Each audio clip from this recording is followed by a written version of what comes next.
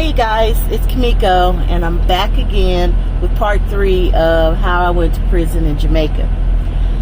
Now, before I get started, you guys, please like the video, subscribe to my channel, and leave a comment below. I would like to interact with you guys.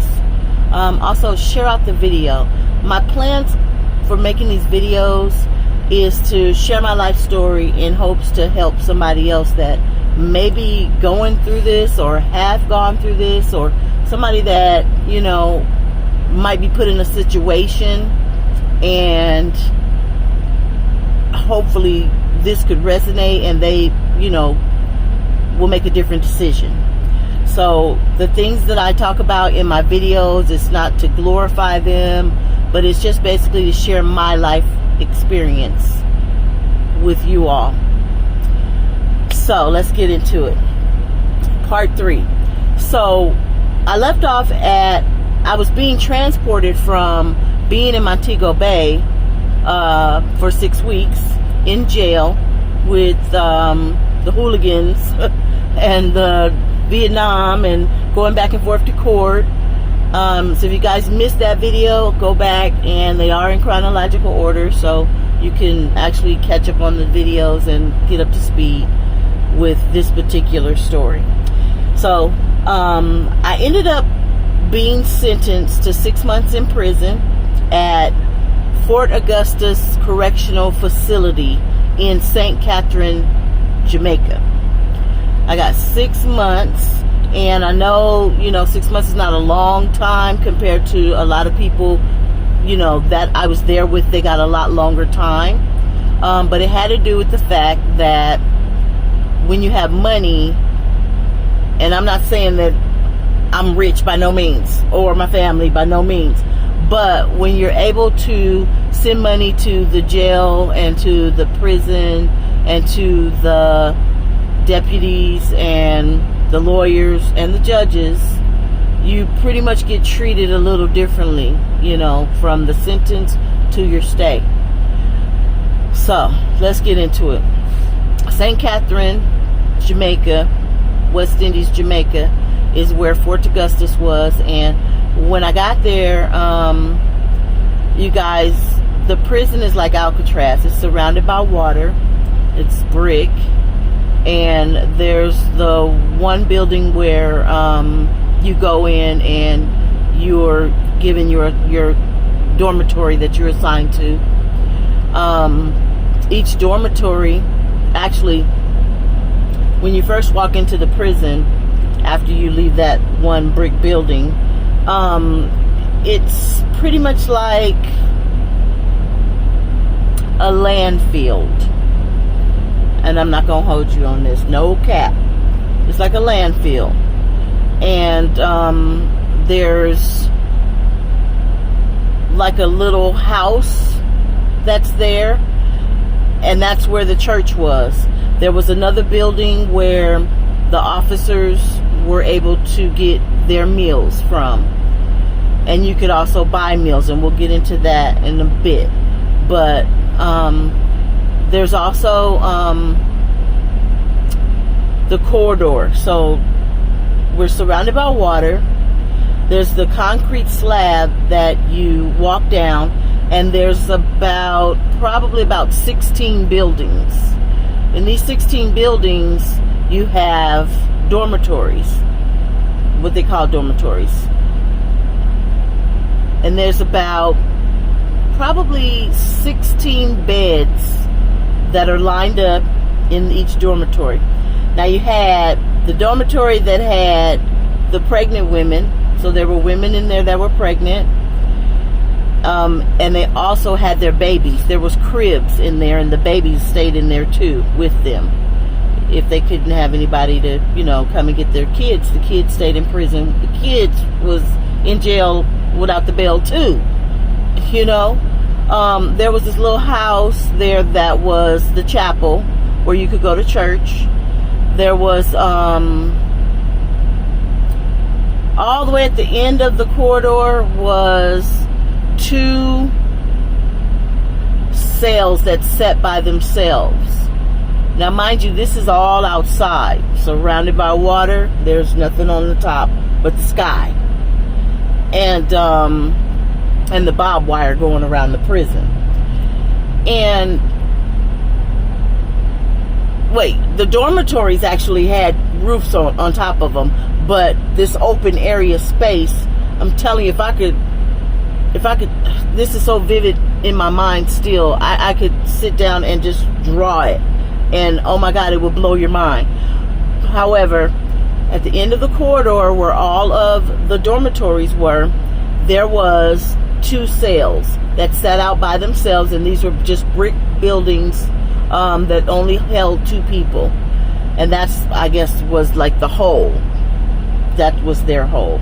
The SHU, segregated housing unit, is what they called it. And then at the end of that was like a shed, and that was where we took our luggage that we came with, all the dirty luggage all the clothes that we slept on inside of the jail. We took all that stuff and it went in the back in that shed. Not only was the luggage and everything back in that shed, there was supplies in that shed. So I'm going to get to that in a bit. But inside the corridor, you have about 16 beds. You have about 12 beds. I took that back. You have 12 beds, and they're kind of facing each other. And you kind of walk down, and each person, one person's on that side, the other person's on that side, then there's a bed on that side, then there's a bed on that side. There was a long walkway. In the back of that dormitory, and each of the dormitories had this, there was toilets. There was toilets, and mind you, the prison didn't have running water. There was no running water, not for the inmates. The toilets, you would have to run out to the end of the prison where the sea was, and with a bucket and catch seawater.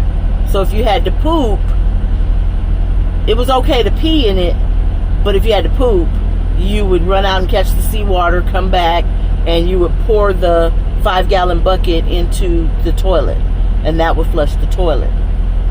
Now, in the back of each dormitory where there was the 12 beds that were lined up, there was one big room where one person out of the cell could live back there. You know, I didn't go into the other dorms, so I don't know how many people were living in their back room, but in my dorm, there was this one woman, and she was what you would call the queen of the prison, or I call her queen of the prison, but she pretty much ruled the whole prison. I mean, she was a lifer.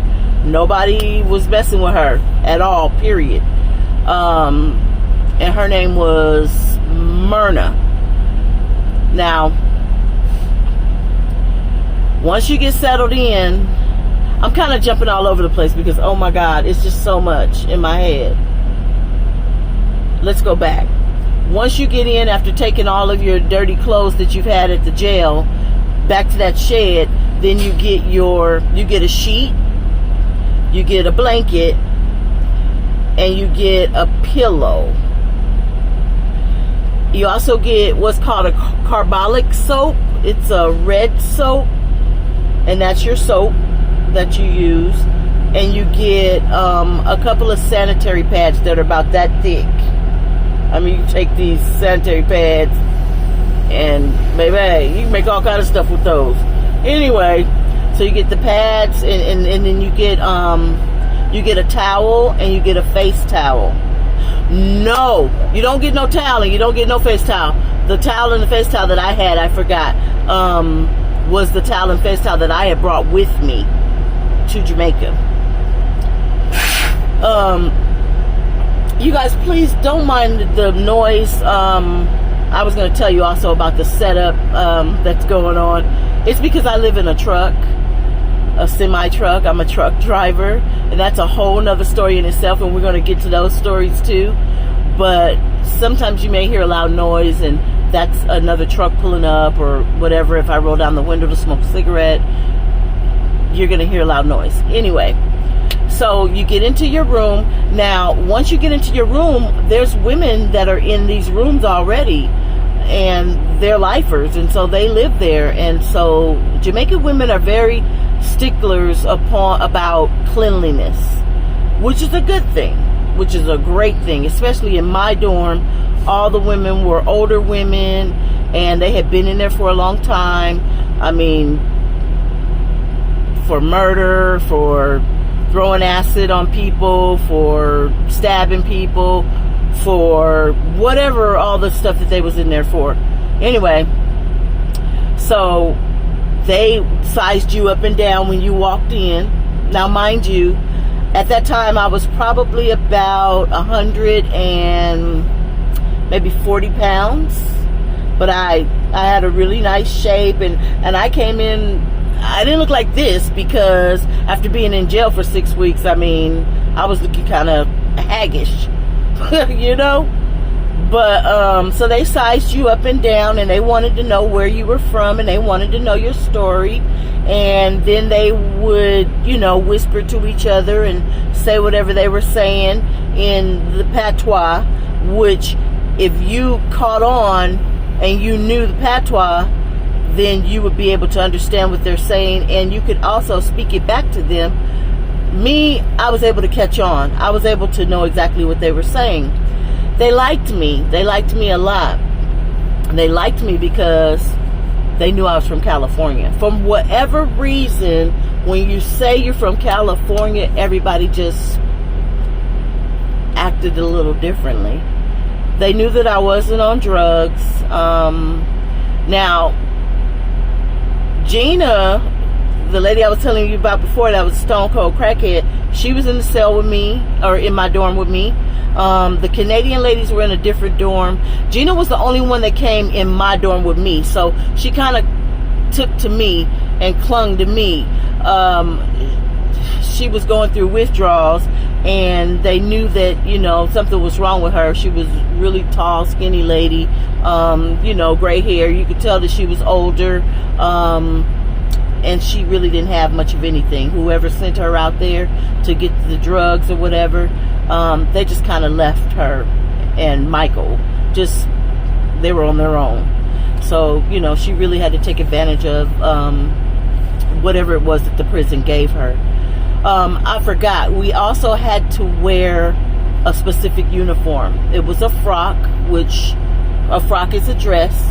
It's a beige dress that is, you know, it is just a front and a back with arms cut out. And so it wasn't like anything extra special. It had a hat that went to it. It was beige, and it had like blue and pink and burgundy and some other color stripes on it. And you get a hat that's made, and you have to put on the hat, and you have to, they give you a belt, and you have to wear the belt because they don't want you just walking around looking any kind of way. I mean, this is prison, but they still wanted you to look presentable, especially when you were going for your visits, or you were going for meals inside the meal hall, or whatever the case may be. All right, y'all. So you got the frock. So we immediately had to go in and change our clothes, and we got our bed. So the Jamaican women in the in the dormitory, they show you how you're supposed to make up your bed. You can't just go in there and make up the bed any kind of way. You have to make up the bed a certain way. So once you make up your bed a certain way and you get all your stuff together, then you're in your own little space. Now you have what's called your bedside, which is your bed is there, and then you have just a little space that you can have all of your stuff sitting there. One thing that we did have to do is we did have to go and catch water. The water only came on like twice a week. Sometimes it wouldn't come on at all. In the back of the dorm, there was, oh my God, I feel like I need to start all over because it's just so much. In the back of the dorm where the toilet was, there was those big oil drums, and those oil drums were all rusted, and there was like 2 of them. if you're lucky enough, you can have 2 of them in your dorm. And that's where water came from. I mean, well, the water, I got to start all over. This is too much. I got to start.